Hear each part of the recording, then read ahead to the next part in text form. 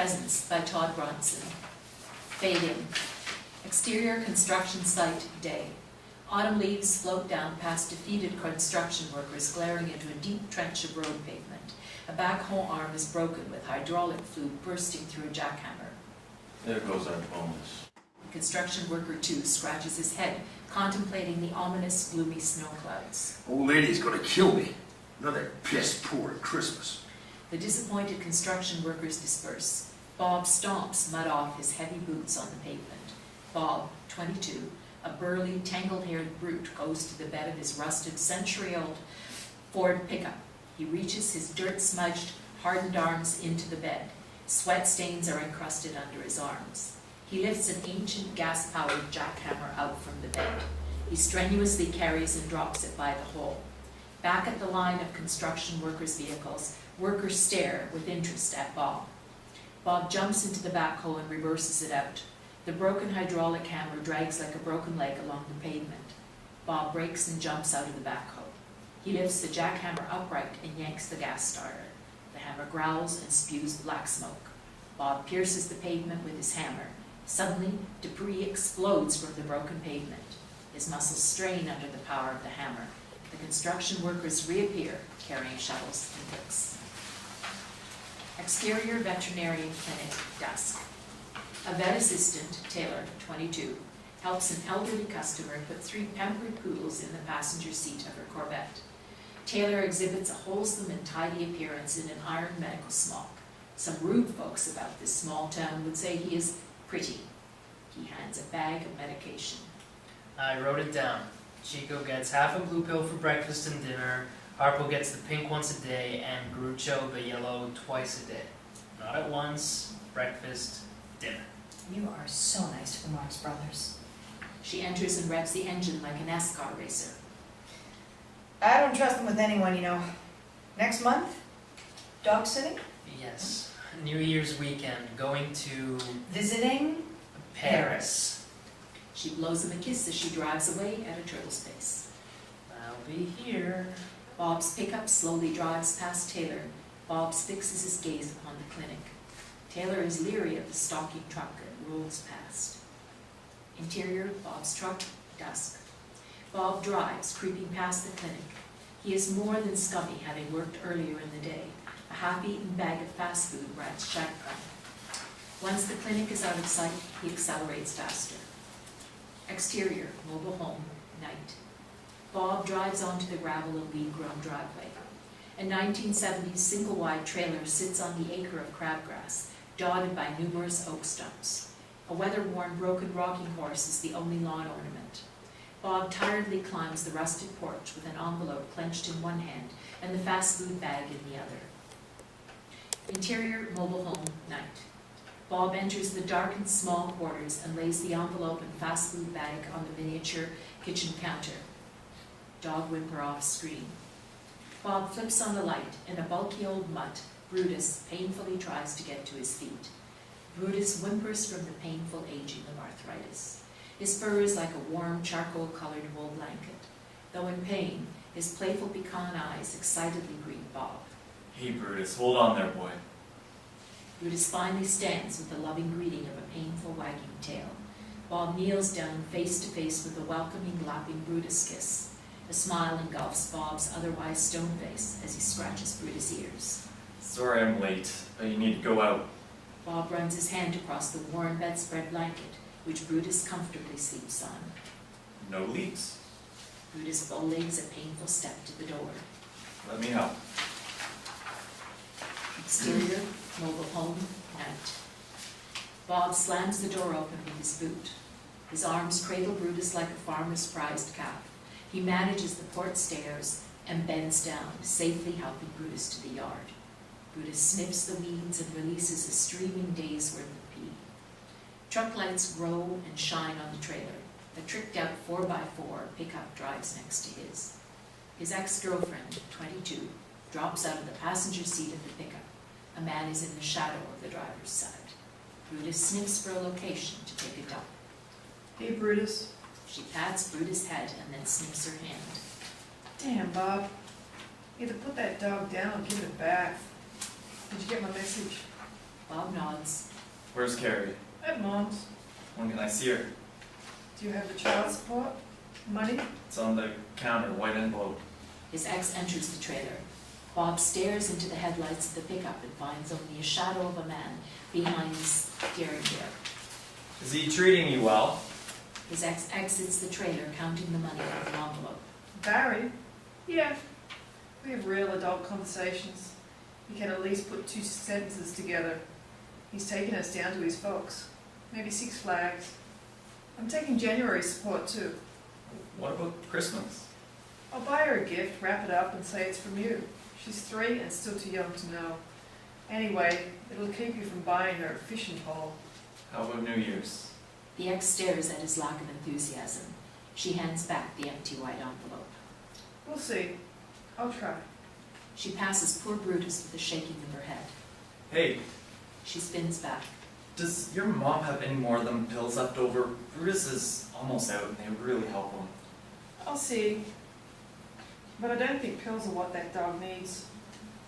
Have a Merry Christmas. She climbs into the truck and it backs out of the yard. Bob pets Brutus and sniffs his hand. You smell like a dog. Nothing the matter with that, huh boy? Got you a burger. He bends down and carefully lifts up Brutus in his arms. Interior mobile home, night. Bob and Brutus eat off TV trays from the couch. They watch football on the TV. Bob points at a pill next to Brutus' burger. Eat your pill. Brutus laps up the pill. Time dissolved to interior mobile home, night. Bob and Brutus sleep with the glow of the TV. Bob wakes and feels something uncomfortable. He lays his hand under Brutus and sniffs it. Another accident, brutal boy. Interior mobile home, morning. Bob gives Brutus a dog bath in the telephone booth-sized shower. Bob, dressed only in his boxers, stands in ankle-high soapy water. Brutus, your fat ass is on the drain again. Interior mobile home, morning. Bob blow-dries Brutus' wet fur. Brutus shakes his ears, annoyed by the sight of the bear. A little longer, boy. Can't allow you to catch cold. Exterior Main Street store window, morning. Store workers wrap decorations about a Christmas tree and set phony presents in the storefront window display. Taylor walks past, heading to work. He stops and watches worker 1 set a pajama-dressed child mannequin next to the tree. Taylor stares with faraway eyes until he notices the workers are staring back at him. Off-guarded, Taylor quickly nods and moves on. Worker 2 shakes his head at the other worker. I think he was nodding at you. You are the pretty one. Fuck you. Interior Bob's truck, morning. Bob and Brutus drive through town. He turns a corner and slowly drives at a snail's pace by the veterinarian clinic. Taylor walks to the entrance. He notices Bob's truck stalking slowly by and stops across the street. Inside the truck, Bob massages Brutus' hip. How much do you think those pills cost? Taylor can only see Bob in the front seat. Bob is looking past Taylor at the clinic. What'd you say? Roof? Rather go fishing? You're in my mind, Brutus. You always have a habit of that. He accelerates down the road. Taylor tries to read the license plate. 5-8 something. He nervously takes out the clinic keys while watching the truck fade away out of sight. Exterior, lake, day. On the dreary gray day, Bob casts his fishing line into the lake. He nuzzles down next to Brutus on the bank. Bob lovingly nudges his head next to Brutus and scratches behind the dog's ear. Brutus watches with dog interest as the ducks swim by. Woof! He lets out a tired and worn bark. He tries to rise to his feet and lets out a sad whimper. Bob keeps him seated with a calloused hand. Damn, Brutus. A few years back, you'd have them loving for their lives. Hell, you'd have them flying out of the lake. Ducks always messing with our fishing. Bob chucks a nearby stick at them. Brutus cocks his head within an interest to play fetch as the ducks leisurely waddle on. Fetching days are long gone. He massages Brutus' hip and rests his hand lovingly around the big dog's shoulders. Time dissolved to exterior, late afternoon. Bob carries Brutus and lays him in the passenger seat of the pickup. He tosses his fishing pole and a couple of fish into the bed of the truck. Exterior, veterinarian clinic, dusk. The veterinarian exits the clinic as Taylor picks up poop in the front. Don't mix the Watt with the shepherd. Keep them apart now. Those two don't take well together. Got him under control. Have a good night. You too. The veterinarian leaves in her minivan. Taylor uses his pooper scooper to pick up another fly-infested pile. Damn, what? Shit as big as a Mickey D's Big Mac. Taylor glances up and watches Bob's truck come into view down the road. Again? He grips the pooper scooper like a menacing axe. This has gotta stop. The truck measuredly stalks towards the clinic. Taylor goes to the curb with his mighty pooper scooper. He can see Bob in the driver's seat. Brutus must be hiding again. The truck slows further down in front of the clinic. Taylor the Brave jumps in front of the truck. Tires screech as the truck brakes to a halt, a whisper from Taylor's smock. Taylor wields his pooper scooper as a medieval axe. Why are you harassing me? Taylor and Bob stare at each other for a long moment. Taylor carefully walks to the passenger side of the truck. The window is rolled down. Why do you... He trails off his accusation upon witnessing poor Brutus. Taylor gradually glances up at Bob. They stare at each other, trying to measure the situation. Suddenly, the fortress which Bob constructed begins to crack. The walls fissure, his stone face begins to crumble as tears stream down his face. Taylor witnesses this brute of strength collapse in pain and sorrow in a matter of a quick couple seconds. Bob cries in chest-heaving anguish. Taylor's eyes begin to tear, but his strength of occupation takes over. Let's get him in. What's his name? Bob sobs while wiping the lingering snot from his nose. Brutus. Interior veterinarian clinic, patient room, dusk. Brutus lays on a blanket on the floor. His massive head rests on Bob's upper thigh. Bob caresses the dog's fur with one hand and cuddles him with his other hand. Bob still has tears in his eyes as Taylor checks the dog's breathing and massages the hip. You the vet? Taylor shows him his name tag. I'm the vet tech, completing my internship here to become a vet. How old is Brutus? Bob shakes his head. Got him as a pup after Harvest Festival when I was about 8, near 15 I guess. Been my buddy most of my life. Taylor sadly studies Bob as he bends his head next to Brutus. Do you want x-rays? I don't have much money. I know it's killing him. Do you want to... Bob nods with more tears streaming down his cheeks. It's best. Poor boy. I'm being selfish to keep you hurting like this. I need to let you go, boy. Let you get your legs back and give them ducks fits. I don't want to hurt him more. It don't hurt. Taylor rises and gets a syringe with a bottle of medication. No, I'll make sure of it. What is the cost? Taylor sadly shakes his head. I'll take care of it. Tell him I dropped the bottle. No worry. Taylor gets on his knees with the syringe and pets the big dog. You're going to be a good dog up there? I bet they feed you better than I did. Steaks and eggs for breakfast, Slim Jims for dessert. You love your Slim Jims. See me getting a whipping for giving you those. Taylor moves the syringe closer to Brutus' leg. There may be a slight twitching of the muscles. Don't be scared. After every whipping, after every pain and heartbreak, after every one of my cryings, you were there, boy. Weren't you, old boy? Always licking up my tears. Brutus licks his arm, which opens a floodgate of emotions and tears. You were the only one I could talk to. You didn't hate. You never yelled at me. I love you. Brutus' eyes glass over and stay open. Bob sobs and looks to Taylor. I'm sorry. Bob closes the dog's eyes and hugs him tight. You always loved me. Exterior, veterinarian clinic, night. Taylor holds the door open as Bob exits, carrying Brutus wrapped in the blanket. Bob lays Brutus in the passenger seat one last time. He closes the door and slowly walks to the driver's side. He glances up to Taylor, who is still watching from the door. Bob nods a sincere thank you. Bob starts the pickup and drives down the road. Taylor watches the taillights trail away. Exterior lake, this morning. Freshly dug grave overlooks the lake. Ducks swim by, quacking. Exterior mobile home, morning. Bob's pickup rests in front of the drive. A few faraway birds chirp. Exterior veterinarian clinic, morning. Taylor stands on the curbside of the road. He glances up and down the silent, unoccupied pavement. He turns to unlock the clinic. Interior veterinarian clinic, patient room, day. Bob lays on the blanket in the middle of the floor, just as Brutus lay dying the day before. He stares up to the ceiling. Taylor enters carrying a syringe and a bottle of medication. Taylor kneels next to Bob and takes his arm. There may be a slight twitching of the muscles. Don't be scared. You won't feel anything after a few seconds. A numbness at first, and then there will be nothing. No sorrow, no pain. He sticks the needle into Bob's muscled arms.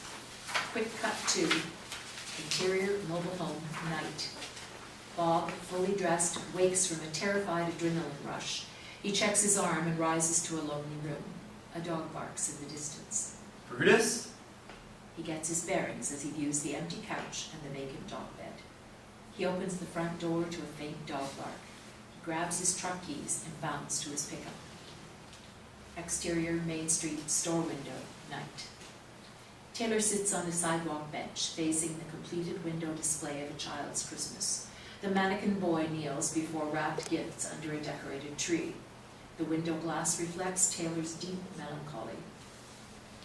Interior Bob's truck, night. Bob throws back a beer while driving down Main Street. 4 beers remain from the 6-pack on the passenger side. He notices Taylor sitting alone, gazing at the store display. He pulls the truck to the side of the road with a half-drunk curb bump. Bob carries the remaining 6-pack as he joins Taylor. Taylor studies him in the window reflection. Had a dream about you. Taylor focuses straight on Bob as he sits beside him. More of a nightmare. They indirectly talk to each other in the window reflection. Did I threaten you with a pooper scooper? Bob chuckles and offers Taylor a beer, which he accepts. You were menacing. What were you expecting to do with that? You scared the shit out of me. Coming from this town, I thought you were a gay basher. Really? Honestly, that shit still happens? It's instinct. I was naturally born with suspicion. Bob nods with a swig. He cocks his head to the window display. You euthanized me. Taylor meets reflective eye contact with Bob in the store window.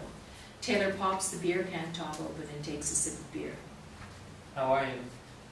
Numb. Uncomfortably numb. It takes a while for the injection to work. Bob smirks. Made it funny. Sorry. Instinct. Another defense mechanism. I am sorry about Brutus. You were good to him. Taylor nods to the Christmas display. My fondest memory of Christmas was sleeping with my dog, Miner, under the tree waiting for Santa to appear. Minor? He was a coonhound who loved to dig. He made you want to be a vet. Pets aren't judgmental. They don't criticize you, they don't ridicule you. They aren't sarcastic and demeaning. And they aren't people. I wish people had the capacity to love as Brutus did. At times, I wish I had the capacity to love as my dog did. Taylor and Bob gaze in the store window. The multicolored Christmas lights from the trees shine bright on their reflection. It's a cruel rite of passage into adulthood when you lose your last living thread, a big child. Bob breathes deep and takes another swig. Not much we can do, but accept what gifts are left to be opened. That shitty Santa knit sweater from my Aunt Grady. Taylor smirks with a nod while shaking off the seriousness. Yes, even that shitty Santa sweater. Made me look like the abominable snowman. Grrr. A full smile engulfs Taylor's face. We can fish. Taylor cocks his head, questioning Bob. Fish? Do you want to go fishing? Taylor glances around the darkness and the desolate Main Street. I'll show you our favorite fishing spot. Bob rises and walks towards the truck as Taylor cautiously follows. Does your work keep you from baiting worms, hooking catfish? How are you at barking at ducks? Barking at ducks. Bob enters the driver's side and Taylor takes Brutus' place, riding shotgun. Nasty varmints, them ducks. Damn quackering all the time, scaring fish. Just so you know, I'm not a dog. I'm not even man's best friend. Bob smiles at Taylor and playfully scratches Taylor's head. I don't need you to replace Brutus. I need you to replace a friend. Together, Bob and Taylor drive down a deserted main street. In the store window, the lifeless child mannequin waits for Santa Claus under the decorated Christmas tree. Pretty wrapped presents surround him, waiting to be opened. Fade to black. The end.